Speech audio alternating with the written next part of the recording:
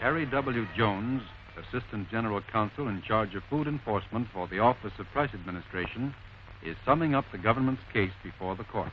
Before the war, we called men like these defendants chiselers. Today they are much better described as traitors. We call them black market operators. There are hundreds of them throughout the country. Some are newcomers to the meat industry. Others are old and established businessmen who have gone into black marketing because they don't have the stamina to resist their own greed. We mean to put these black market operators behind bars whenever and wherever we find them. But we shall never be able to stamp out this vicious fraternity completely unless and until every American retailer and housewife appreciates that the roots of the black market are in citizen thoughtlessness. This particular black marketing conspiracy was born about 6 months ago in a Middle Western city. The defendant, John A., once been the operator of a small meatpacking business. He saw the opportunity to get rich quick by trafficking in meat at the time of greatest national shortage. Our evidence shows that he sent telegrams to Harry B., the operator of a meatpacking plant in a city nearby, and to the defendants Joseph C., Sam D., and Nicholas E., wholesalers in 3 different metropolitan cities, asking them to come to discuss a business proposition of great mutual interest. My proposition is that each of us put up $75,000 apiece to buy livestock and to take over a half a dozen of the small slaughterhouses around here that we can get for peanuts. Our evidence shows that beginning about the 1st of January of this year, John A. sent his runners into farming areas and as far away as the states of Texas and Minnesota. Good morning. Good morning, sir. I represent the Black Packing Company. What you been getting for your cattle lately? Well, I've been shipping over to the stockyards in St. Joseph. I've been getting the regular market price, about 16.5. Well, can you let us have about 20 steer? I had figured on holding on to them for a spell, maybe put a little more weight on them. I tell you what I'll do. I'll pay you cash 17 for that feedlot right now. Well, what's the catch? How can you pay me $1,700 with all your dressed beef ceilings? Well, the boss just wants us to build up the business a little. Okay, let's figure out the weights. But I still don't see how you can do it. The purchasing agents for John A. attended regularly all the livestock auctions and bid higher prices than their legitimate competitors could meet. Our evidence shows that the livestock shipped to the operators of these 12 packing plants was slaughtered in violation of production restrictions and shipped to the defendant wholesalers in violation of the restriction order. Every price and rationing governing the sale of meat was violated in the course of this conspiracy. That's a pretty neat stamp. Looks like the real McCoy. Now let us shift to the distribution side of this enterprise.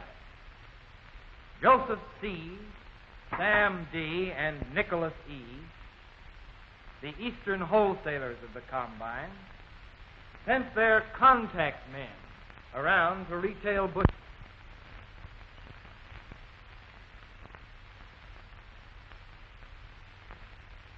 We're closed. That's okay. I just talk to you a couple of seconds. Mr. Schmidt, I hear that you used to be a very good customer of a friend of ours who just went out of the wholesale business.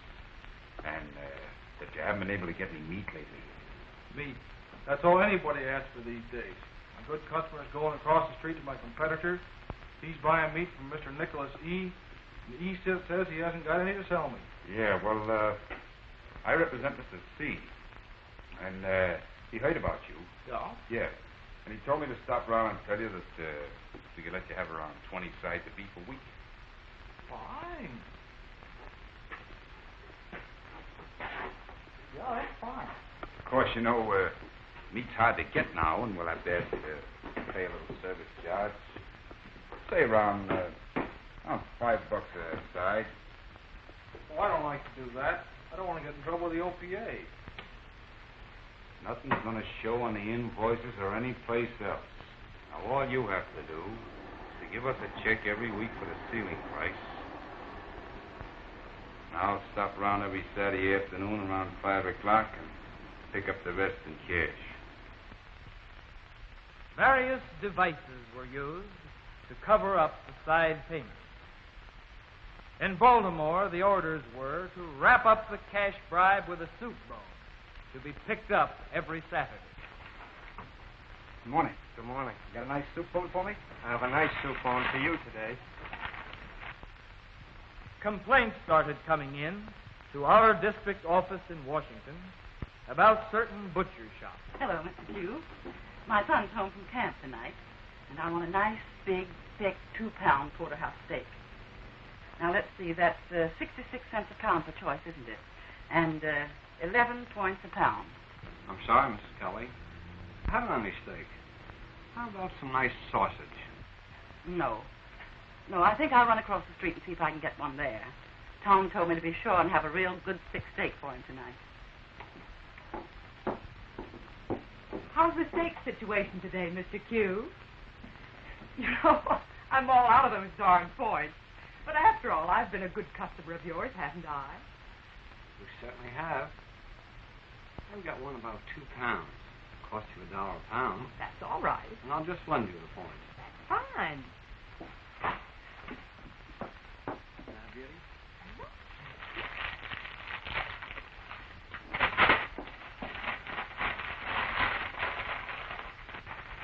you are. Thank you very much. Take it. Hello? Is this the OPA?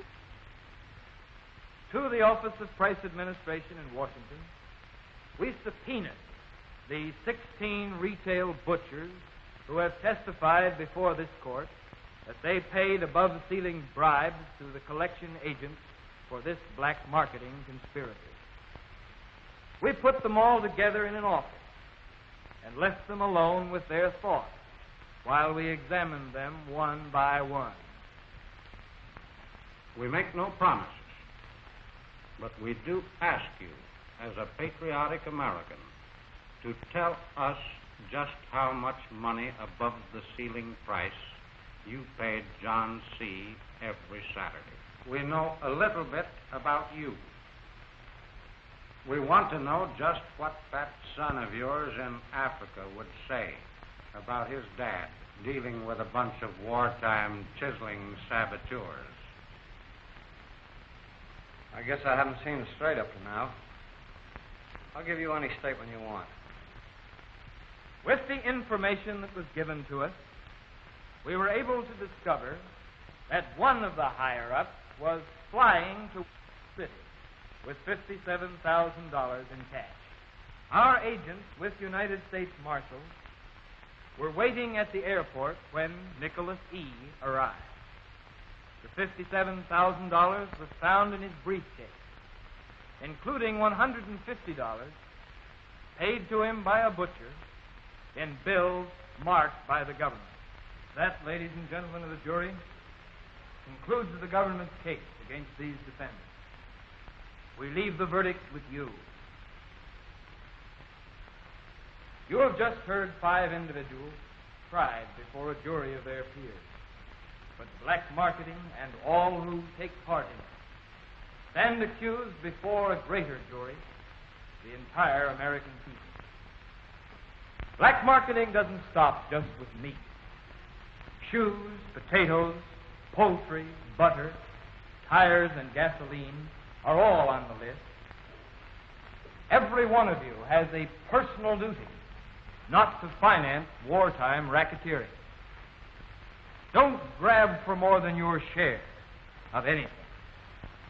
If you're offered rationed foods without ration stamps, refuse to take it. Don't be a sucker for black market prices. Never pay more than the top legal price. And if you see the law being broken, report it to your ration board. Your government must have your help to win the battle against black market.